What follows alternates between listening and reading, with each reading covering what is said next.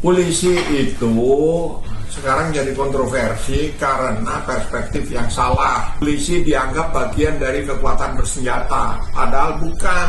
Polisi itu bagian dari instrumen demokrasi karena polisi di seluruh dunia itu tidak menjalankan fungsi-fungsi untuk kombatan pertempuran.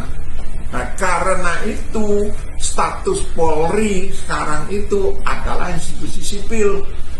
Pegawainya atau polisinya itu statusnya adalah ASN, tunduk pada aturan-aturan ASN. Kalau dia melakukan kesalahan, maka dihukum dengan hukum sipil, bukan hukum militer.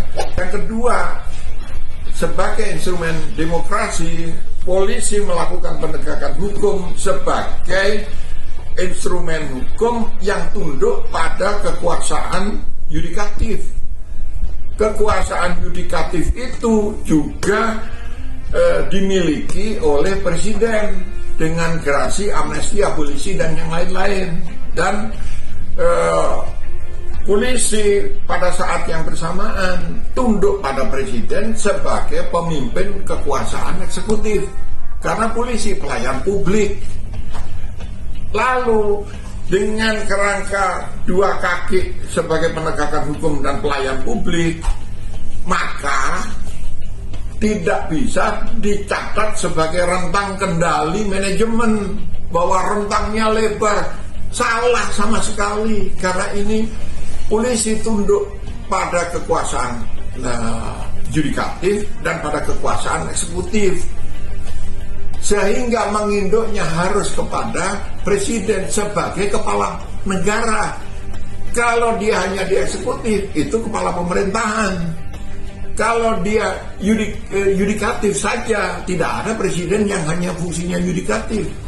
Nah, oleh karena itu, salah pikiran tentang Polri di bawah kementerian, di bawah itu tidak bisa disejajarkan dengan manajemen pemerintahan yang berkaitan dengan pertahanan, fungsi pertahanan, dengan militer.